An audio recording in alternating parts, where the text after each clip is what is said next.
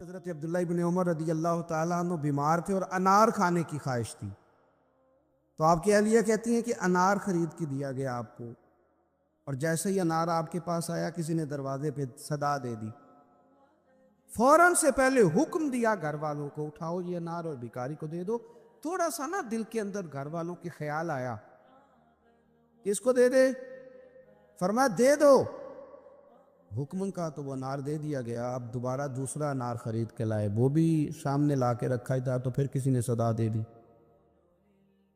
تو حضرت عبداللہ ابن عمر رضی اللہ تعالیٰ نے وہ بھی حکمن دے دیا، وہ دو دے دیے، تو پھر تیسرا انار آیا۔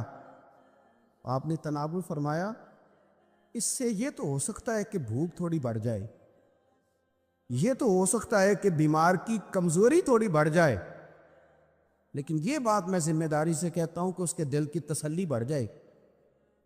ایک بات اچھی طرح اپنے ذہن میں بٹھا لیں کہ اسلام بالکل فطرتی مذہب ہے، جبراً ہم سے کام نہیں کراتا۔ دل اللہ تعالیٰ کے دست قدرت میں ہے، رب چاہتا تو ہر کافر کا دل اسلام کی طرف موڑ دیتا، پابند کر دیا جاتا کہ اگر تم دین قبول کرو گے، دین پر عمل کرو گے تو فلاں فلاں چیز ملے گی، ورنہ نہیں ملے گی۔ آ جاتے لوگ پھر بھی، لیکن دین کی سب سے مضبوط گرہ محبت ہے۔ رب کہتا ہے تم اس طرح کرو، آؤ نا تو اللہ سے بھی پیار کرو، اور رب فرماتا ہے پھر میرے محبوب سے بھی پیار کرے، مجھ سے اور میرے نبی سے محبت کرتے ہوئے آؤ، پیار ہو تمہیں، تم عقیدت کے ساتھ آؤ، تمہارے دل مائل ہوں، تمہاری طبیعت مائل ہو، تمہارا ذوق ہو، طبیعت ہو۔ دیکھیں اور بات کو سمجھیں، ایمان کی تکمیل کے لیے نبی پاک علیہ السلام نے جو زاویہ دیا وہ دیا کہ تم ہر چیز سے بڑھ کے مجھ سے پیار کرو گے تو ایمان مکمل ہوگا۔ کاش کبھی ہم اس حدیث کی گہرائی میں اتر کر، بڑی معروف ہے سب کو آتی ہے، لیکن کبھی اتر کر دیکھیں کہ تکمیل ایمان حضور کی محبت کیوں قرار پایا۔ اگر آپ بغیر محبت کے حضور کی طرف بڑھ رہے ہیں اور بغیر محبت کے دین کی طرف بڑھ رہے ہیں، تو ہو سکتا ہے کہیں آپ محسوس کریں کہ میں مجبور کر دیا گیا ہوں، کہیں آپ محسوس کریں کہ مجھے اپنے آپ پر جبر کرنا پڑ رہا ہے، لیکن جب محبت ہو جاتی ہے تو محبت محبوب کی طرف کھینچتی ہے۔ محبت زبان پر محبوب کا نام جاری کرا دیتی ہے، محبت محبوب کے تذکرے پر بندے کو لگا دیتی ہے، ذوق بن جاتا ہے، شوق بن جاتا ہے، توانائی پیدا ہو جاتی ہے جذبات میں، پھر الفاظ کا ہجوم پاس نہ بھی ہو تو جذبات ہی الفاظ بن جاتے ہیں، پھر ترنم نہ بھی پوری ہو تو انسان کا ذوق ہی اس کے لفظ بن کے حضور کی نعت بن جاتے ہیں۔ شرط یہ کہ محبت ہو۔ پھر ایک اور زاویے سے حضور نے اس بات کو سمجھایا، بخاری مسلم میں موجود ہے، فرمایا اگر تم چاہتے ہو نا کہ تمہیں ایمان کا ذائقہ ملے، ایک روٹی پیٹ بھرنے کے لیے ہوتی ہے، ایک روٹی مزیدار ہوتی ہے۔ پیٹ بھرنے والی روٹی بھی بندہ مجبور ہو تو کھا کے گزارا کر ہی لیتا ہے، لیکن ایک روٹی اس طرح کی آتی ہے کہ سالن سامنے آتے ہی آنکھوں میں خوشی آ جاتی ہے، میری مرضی کا آ گیا بھائی، یہ تو میری پسندیدہ ہے۔ پھر بندہ کھاتا ہے تو کھاتے اس کا چہرہ بتاتا ہے۔ ایک ہے کھانا، ایک ہے ذوق سے مزے کا کھانا، ایک ہے مومن ہونا، اور ایک ہے کہ مزہ آ جانا کہ اللہ کا شکر ہے میں مومن ہوں، یعنی مومن ہونے کا مزہ آ جانا، ذائقہ نصیب ہو جانا، لطف نصیب ہونا کہ میں مومن ہوں۔ حضور نے فرمایا تو تین چیزیں پیدا کر، تجھے اللہ ایمان کا ذائقہ عطا کر دے گا۔ ذائقہ ایمان یعنی مومن ہونے کا بھی مزہ، مسلمان ہونے کا بھی مزہ، ذائقہ ملے گا۔ وہ کیا؟ بخاری مسلم میں حدیث ہے، فرماتے تین چیزیں پیدا کر، ایک تو ہر چیز سے بڑھ کر رب رسول سے پیار کر، سامنے رکھنا، اپنے سامنے رکھ، سامنے رکھ اولاد کو بھی، مال کو بھی، اپنے اقتدار کو بھی، کرسی کو بھی، شہرت کو بھی، یہ بتا کے یہ چیزیں پیاری ہیں یا 2 قدم آگے بڑھ کے تجھے اللہ رسول پیارے ہیں؟ ہم تو تجربہ نہیں کرتے، لیکن حضرت عمر گھر سے تجربہ کر کے آئے تھے۔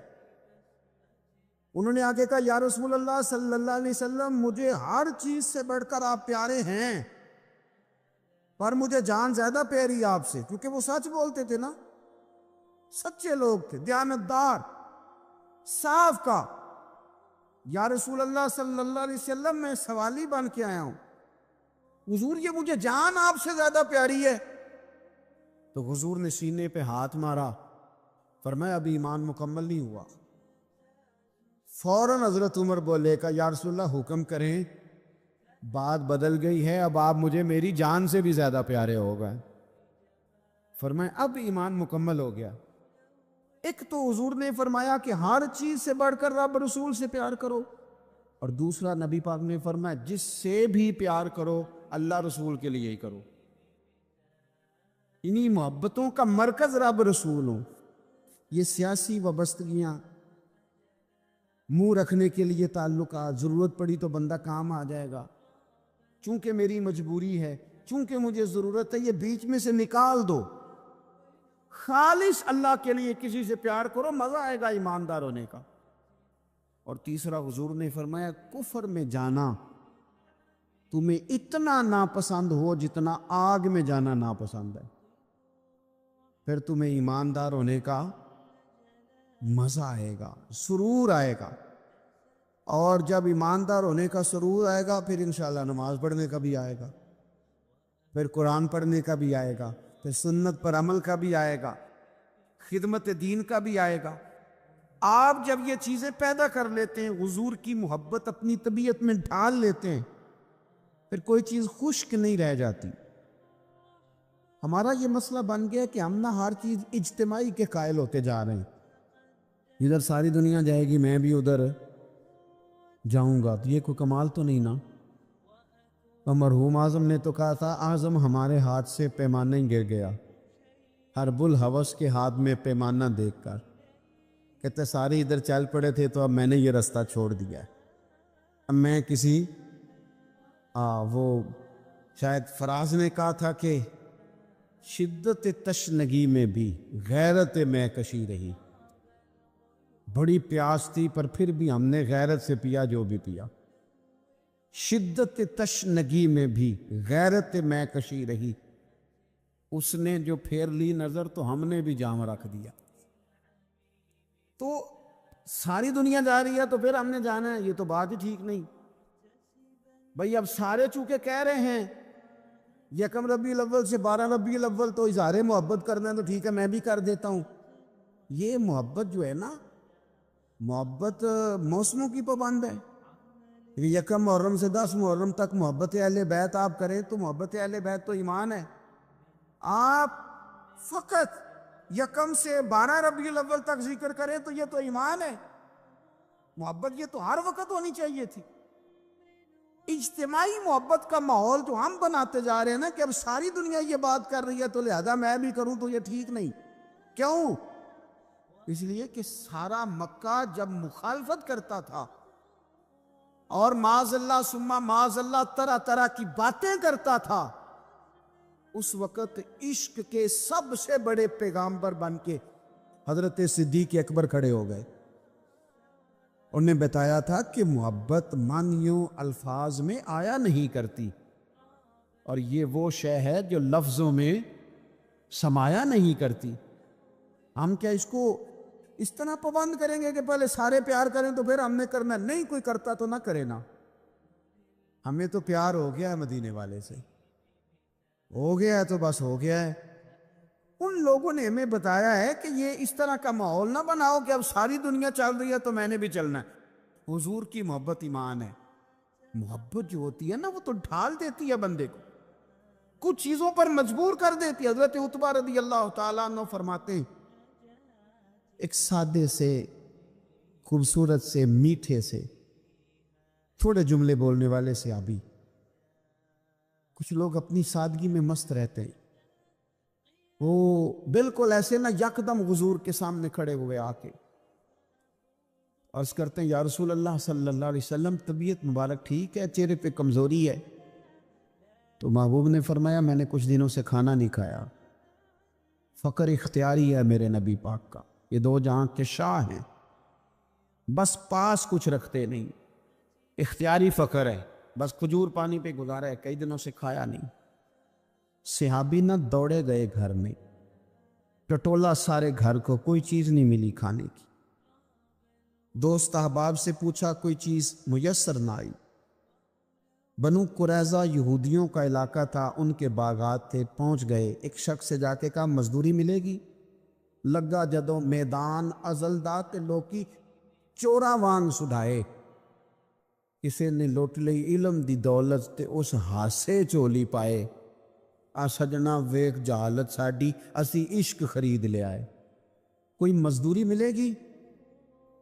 اس نے کہا ہاں، اس درختوں کو پانی دینا ہے، مزدور آیا نہیں، تو پانی بھی ذرا کنویں میں گہرا ہے، اگر ایک ڈول پانی کا نکالو تو ایک ڈول کے بدلے ایک کھجور دوں گا۔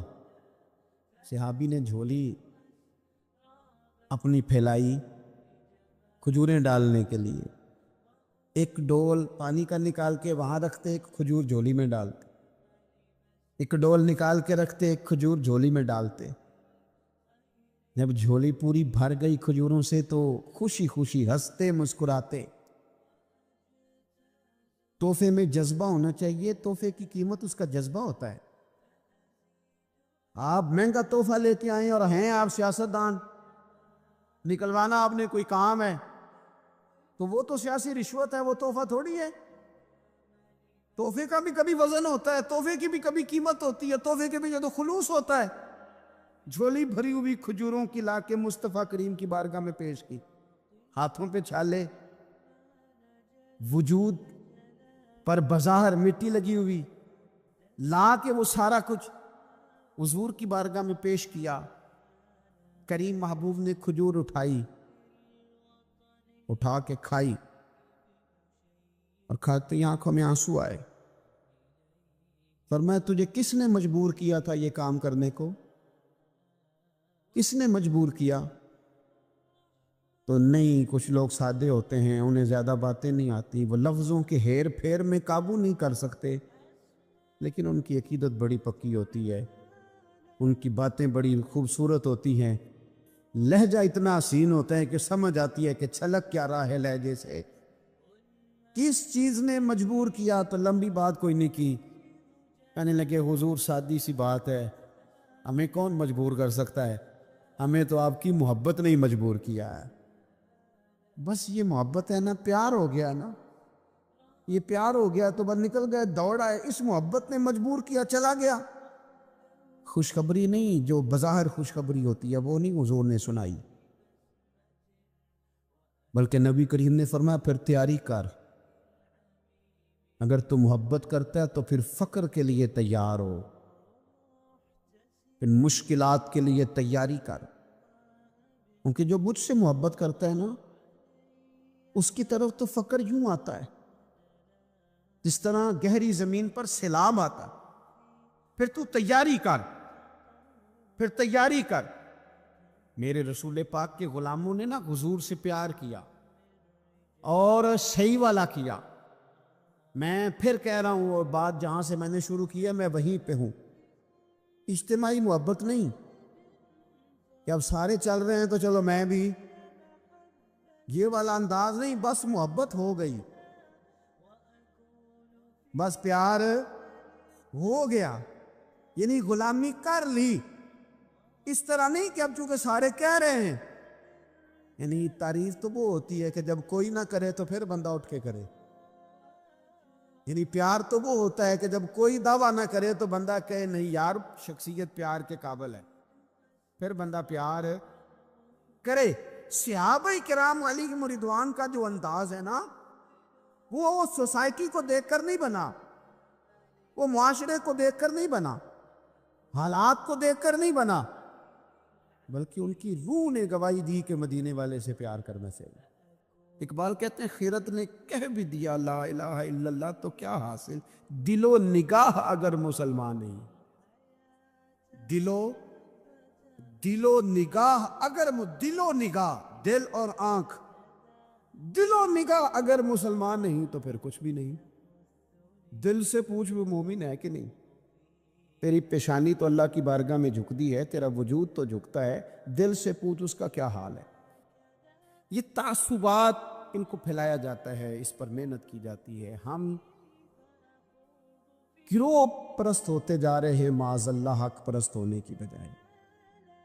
ہمیں گروہ میں نہیں بٹنا، ہمیں حق دیکھنا ہے کدھر ہے، حق کا سفر کرنا ہے. قرآن مجید سورۃ المائدہ آیت نمبر 8 اللہ کریم نے فرمایا یا ایھا الذین آمنوا کونوا قوامین للہ شہداء بالقسط.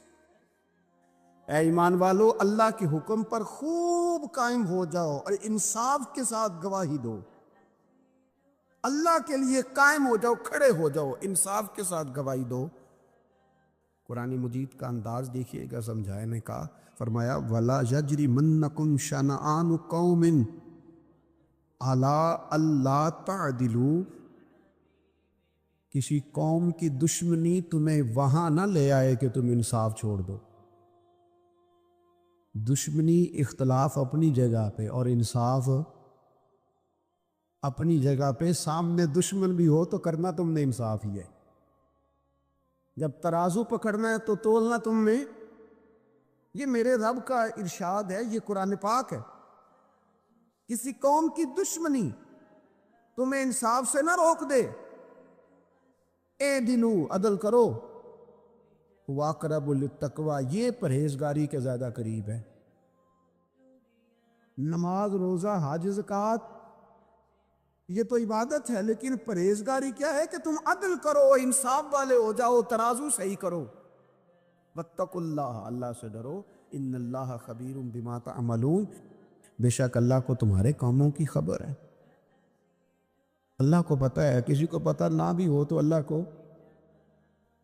کو پتہ ہے کہ تم فیصلے اپنی جماعت دیکھ کے، گروپ دیکھ کے کرتے. ہمیں نہ پوری طرح قائل کیا گیا. نہیں ہم نے دیکھنا ہوتا کہ سچ کدھر ہے، نہیں ہم نے غور کرنا ہوتا کہ حقیقت کیا ہے. بس یہ کہ بات میری برادری کی ہے، بات میرے قبیلے کی ہے. یہ ہمارے دیہاتوں میں یہ ہوتا تھا کہ وہ جی لڑائی ہوگی، نکلو جی نکلو. نکل گئے، ڈنڈے اٹھا لیے، پکڑ لا اسلحہ، پہنچ گئے، لڑنا شروع کر دیا. جا کے پوچھا بھی نہیں کہ بھئی ہمارے لڑکے کی غلطی ہے کہ سامنے والے کی غلطی ہے. وہ جی ہم نے نا غلطی کسی کی بھی ہو ہم نے تو سپورٹ کرنی ہے، وہ ہمارا لڑکا لڑ پڑا ہے. بھئی آپ پہلے پوچھیں، آپ پہلے اس پر غور کریں حق کدھر ہے. اس عصبیت سے بچیں. نبی پاک صلی اللہ علیہ وسلم نے فرمایا جس نے کسی کو کسی گروہ کے نام پہ بلایا اس نے جاہلیت کے لیے بلایا. وہ جاہلانہ لڑائی لڑ رہا ہے جو عصبیت پہ، گروپ پہ، برادری کے نام پر آگے نکلا. اب تو پیران عظام، مذہبی جماعتیں وہ کہتی ہیں صرف ہم ٹھیک ہیں. نہ کریں یار. آپ امت میں نئی امت تو نہ قائم کریں. ان کو رسول اللہ کا غلام بنائیں. ان کو آپ مختلف جگہوں پہ نہ تقسیم کریں. آپ اہل حق صحیح العقیدہ لوگ، خدا را اپنے ذہن کو بڑا کرے، وسعت سوچوں میں لائے. گروہ بندی کی سوچ پیدا کرنا، سطحی سوچ پیدا کرنا. میں سوچوں کے لحاظ سے انقلابی لوگوں کے پاس اٹھتا بیٹھتا رہا ہوں تو بعض مثالیں بھی پنجاب کی مجھے تکلیف دیتی ہیں. ایک صاحب نے ایک دفعہ میرے سامنے کہہ دیا کہ برادری تو سپاں نوں بھی پیاری ہوندی.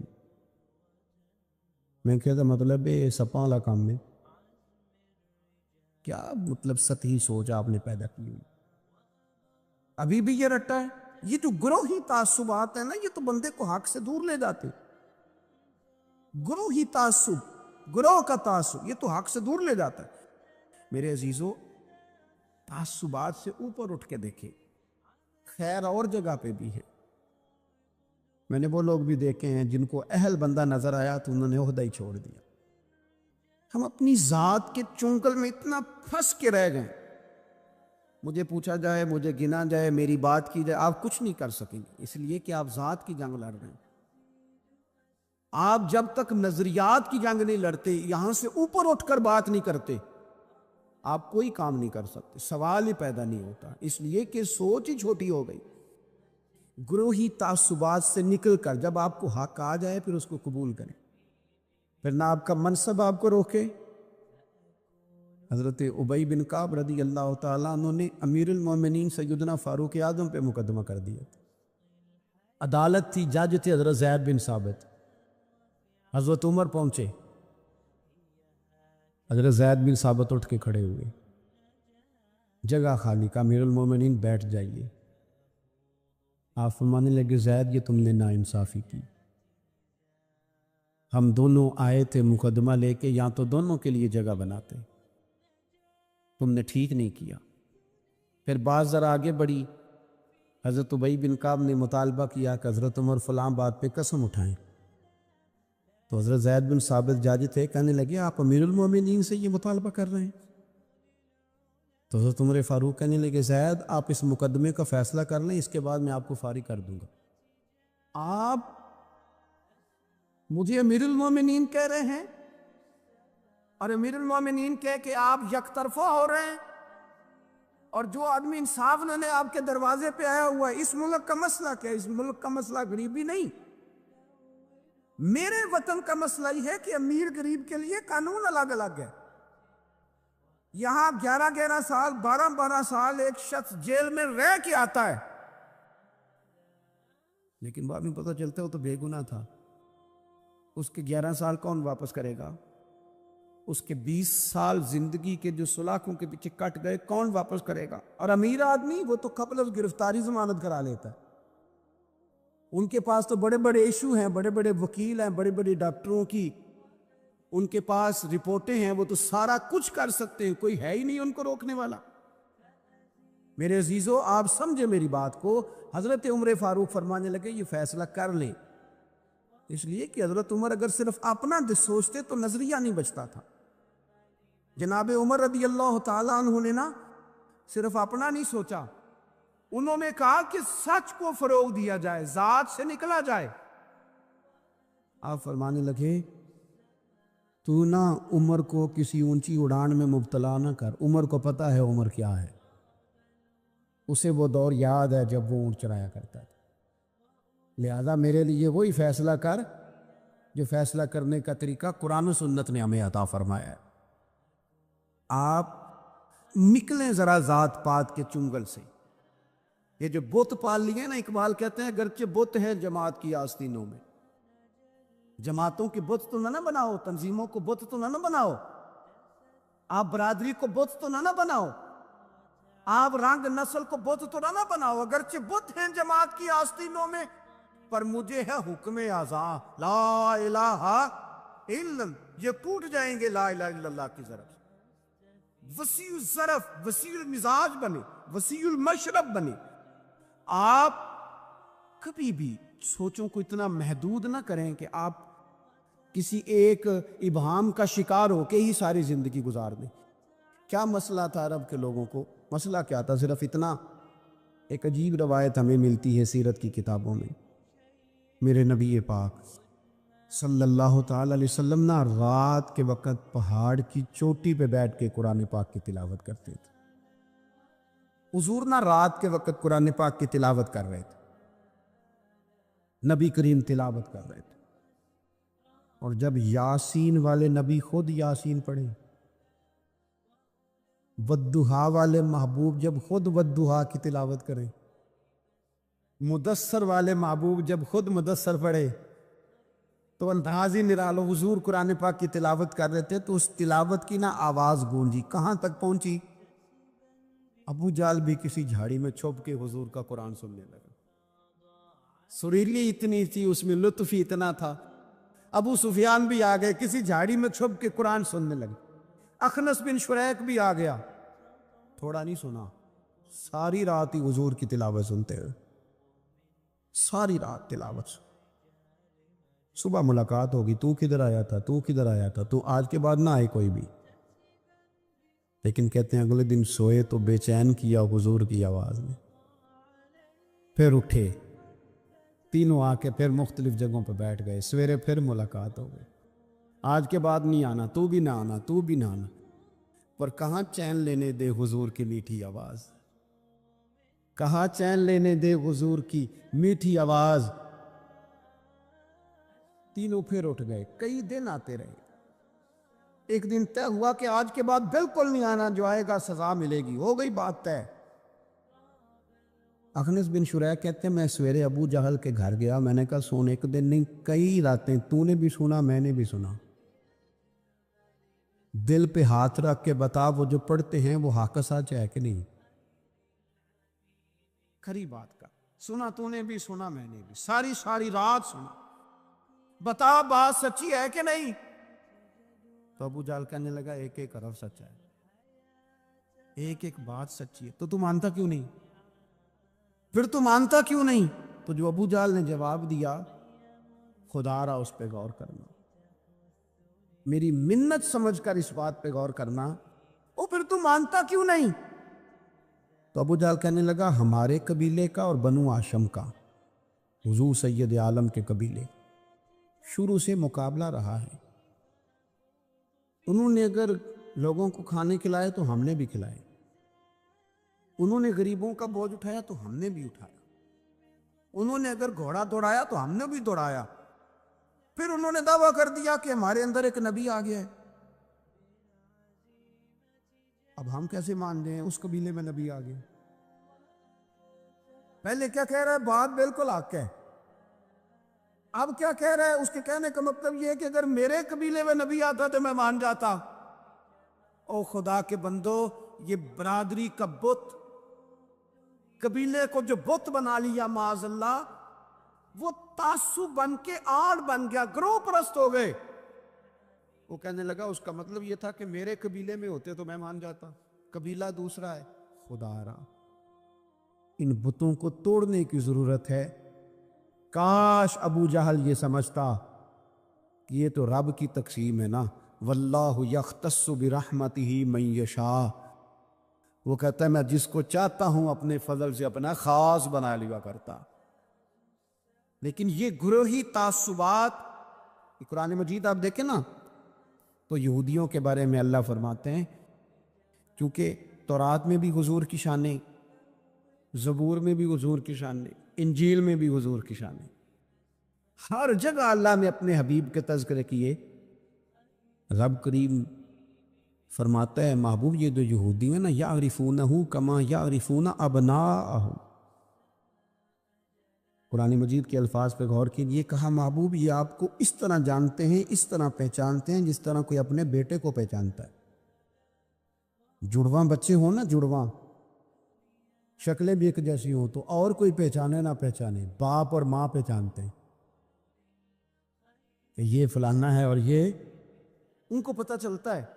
کہا محبوب جس طرح یہ اپنے بچوں کو پہچانتے ہیں نا اس طرح آپ کو جانتے ہیں. لیکن وہ کہتے پتہ کیا تھے؟ وہ کہتے تھے کہ ہم وہ والی وحی مانیں گے جو ہم پہ آئی ہے, جو بنی اسرائیل کے نبی آئے ان کو مانیں گے. یہ چونکہ حضرت اسماعیل علیہ السلام کی اولاد میں سے ہے رسول رحمت صلی اللہ علیہ وسلم, لہٰذا نہیں مانیں. وہ جو گروہی تعصب تھا نا, قبیلے کا تعصب گروہی, وہ لے ڈوبا. وہ تورات پڑھ کے بھی, انجیل پڑھ کے بھی, بلکہ وہ لوگوں کو کہا کرتے تھے رسول آنے والے ہیں, رسول آنے والے ہیں, رسول آنے والے ہیں. لیکن حضور آ گئے حضرت ابراہیم کی اولاد میں سے, حضرت اسماعیل کی اولاد میں سے. انہوں نے کہا جی وہ تو ہمارے قبیلے میں ہوتے تو ہم مانتے. میں نے بھی غور کرنا ہے, آپ نے بھی غور کرنا ہے. یہ سوچیں تو یہودیوں کی ہے کہ فلانا میرے قبیلے سے ہو تو پھر مانتا ہوں, فلانا فلانی جگہ ہو تو. یہ تو سوچ ہماری نہیں, ہمارے اندر کیسے آ گئی؟ ہم نے کس دبدبے سے اپنے بچوں کو یہ بات سکھائی کہ تم فلانے چودھری کا بیٹا اور فلانے کمی کے بیٹے سے تو کھیل رہا ہے؟ یہ سوچ پیدا کیسے ہوئی؟ کون تھا جو یہ سوچے لایا؟ کہاں سے یہ پنپی, کہاں آ کے پروان چڑھی؟ اس بنیاد پر لوگوں نے الیکشن لڑے کہ یہ پنجابی ہے, یہ سندھی ہے, یہ بلوچی ہے, یہ فلانا ہے. اس بنیاد پر لوگوں کو تقسیم کیا. لوگ اتنے مائل ہوئے کہ ان بنیادوں پر ووٹ دینے لگے, ان نعروں کے قائل ہو گئے, ان سطحی بنیادوں پر آ کے انہوں نے کام کیا. دیکھیں میں کہہ چکا ہوں کہ ہر قوم کے رسم و رواج سے اختلاف نہیں, لیکن وہ قوم تعصب کا شکار اور اپنے علاوہ کسی کو جانے ہی نہ۔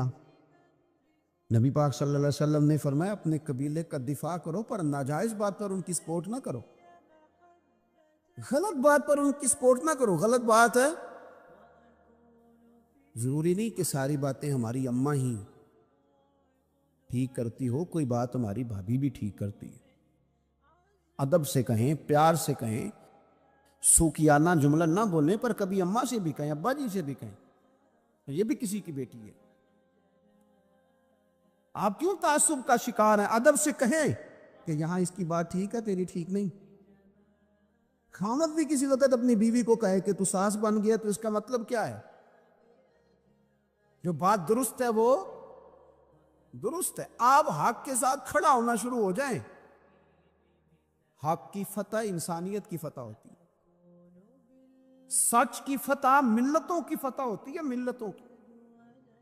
سچ جب کامیاب ہوتا ہے تو اس کی چھتری میں لوگ سکون پاتے، جب حق غالب آتا ہے، انصاف عام ہوتا ہے، تو ہر آدمی کو سکون ملتا ہے، اس کے سائے میں سب لوگ اپنے دلوں کو ٹھنڈا محسوس کرتے ہیں۔